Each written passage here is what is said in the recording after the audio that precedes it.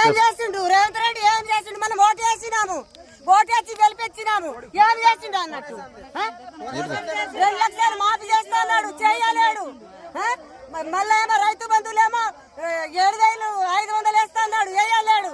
ఏం పని చేస్తున్నాడు? ఆడవాళ్ళకి ఏమో పీరి టికెట్ వేసి ఆడవాళ్ళకు మోసం చేస్తుండు. ఏం పని చేస్తుండు? మహిళా సంఘానికి 2,500 ఇస్తా అన్నాడు, అది కూడా వేయలేడు. ఏం చేసిండు పని? 3 నెలలకే చేస్తున్నాడు, ఇప్పుడు 6 నెలలు నడుస్తున్నది.